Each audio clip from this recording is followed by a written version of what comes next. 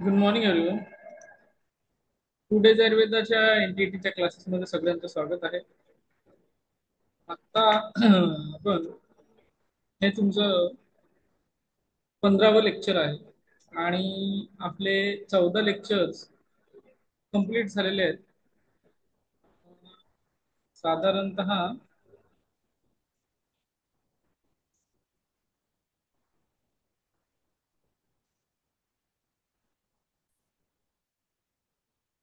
21 प्रश्न आपले एनटीटी 2024च्या पेपरचं जे आपण डिसेक्शन करतोय त्याच्यात संपलेले आहेत. आज 22 पासून पुढचे प्रश्न आपण बघतोय. क्वेश्चन नंबर 22, आयडी नंबर आहे 170107 the characteristic is the bundle of habits who state this. म्हणजे हे वाक्य the characteristic is the bundle of habits हे कोणी म्हटलेलं आहे? तर Dumwell, Behm, Bohem, McDot, McDougall, Samuel Smile असं हे सायंटिस्टचा प्रश्न आहे. अशा प्रकारचे प्रश्न मला वाटतं 2025च्या एक्झाम मध्ये खूप सारे आले होते. ज्यांनी 2025ची एक्झाम दिली त्यांना अशा प्रकारच्या प्रश्नांची सवय झालेली असावी. तर याचा आन्सर आहे सॅम्युअल स्माइल्स. याच्यासाठी एक अतिशय चांगला उपक्रम आपण करणार आहे ते म्हणजे सगळे सायंटिस्टची लिस्ट तुम्हाला विदिन अ वीक म्हणजे जे आपलं मेन लेक्चर चालू व्हायच्या आधी ते आपण त्याच्या विथ निमोनिक्स आपण प्रोव्हाइड करणार आहे. ठीक आहे. सो याचा आन्सर सॅम्युअल स्माइल असा आहे. The statement character is the bundle of habits is attributed म्हणजे यांनी दिलेलं आहे to the Samuel Smiles, a Scottish author. कुठल्या कंट्रीचे आहे तर Scottish author and the reformer. त्यानंतर Smiles emphasized that the role of habits in shaping the moral character and personal success असं त्यांनी वर्णन केलेलं आहे. His famous work self help 1859 रोजी साली हे जे पुस्तक आलेलं आहे self help popularizes the idea that good habits build good character and the character determine the destiny. एक अतिशय सुंदर असं त्यांचं सेंटेन्स आहे. Other names Dumwell, Bohem, McDougall are not linked with this particular quotation. त्याच्यामुळे ते आपले आन्सर्स नाही आहेत. याचा रेफरन्स आपल्याला एज्युकेशनल फिलॉसॉफी अँड सायकोलॉजी या चॅप्टरमध्ये बघायला मिळतं. Personality and character formation theories highlight that habits are the foundation of the moral development and the Smiley's views connect the ethics. Smileys यांचं जे व्ह्यू आहे तो कनेक्ट कशाशी करतो इथिक्स आणि डेली प्रॅक्टिसेसशी करतो. पुढचा प्रश्न आपण जाऊया.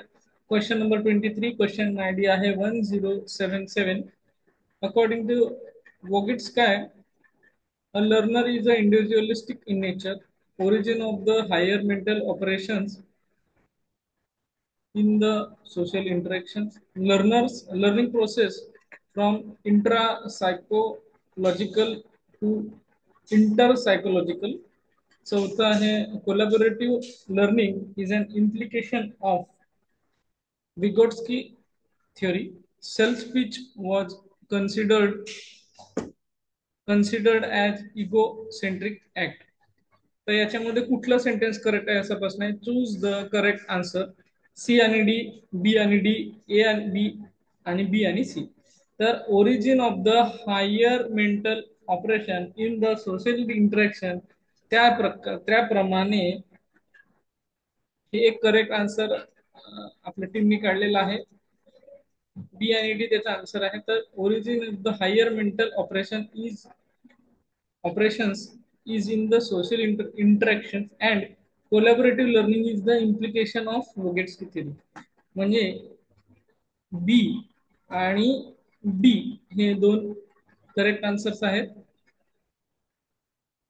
ए आणि ई आणि सी हे करेक्ट आन्सर्स नाही आहेत.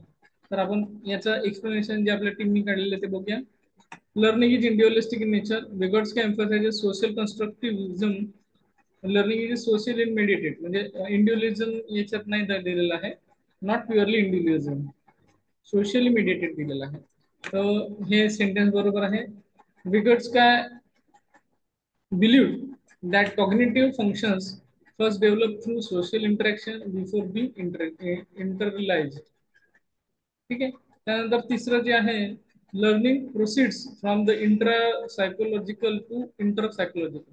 The correct sequence in the opposite inter psychological, म्हणजे सोशल टू इंटर सायकोलॉजी म्हणजे इंटरनल, म्हणजे तुम्ही समाजातून ते शिकून नंतर स्वतःमध्ये बदल अनुभवू शकता किंवा स्वतःमधल्या गोष्टींबद्दलची माहिती करू शकता. त्यानंतर आहे collaborating the learning is the implication of Vygotsky theory. Zone of proximal development (ZPD). Zone of proximal development shows the learners achieve more through collaborative and the guidance than alone. त्यानंतर self speech as an egocentric. Unlike Piaget, who saw it as an egocentric, Vygotsky considers self-talk as a private speech, as a cognitive tool that aids the self-regulation and learning. म्हणजे हे जे दिलं आहे egocentric, हे कोणाचं म्हटलंय? पिगेटचं म्हटलेलं आहे. विगोट्स्कीने त्याच्या अपोजिट म्हणलेलं आहे. त्याच्यामुळं आपलं आन्सर्स ए आणि सॉरी बी आणि डी एवढंच येणार आहे. याचा रेफरन्स आपल्याला विगोट्स्की थिअरी याच्यात बघायला मिळतो. That stress that social interaction, language, collaboration are the central to cognitive development. प्रश्न क्रमांक पुढचा 24. हा जो प्रश्न होता हा त्या सायंटिस्टच्या लिस्टच्या नुसारच होता. त्यानंतर प्रश्न क्रमांक 24 आयडी आहे 1034. हा प्रश्न परत असंच आहे आणि असे प्रश्न शेवटी सोडवायचे असतात.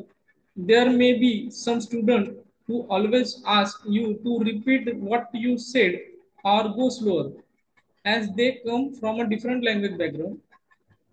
That's the reason I have such student typically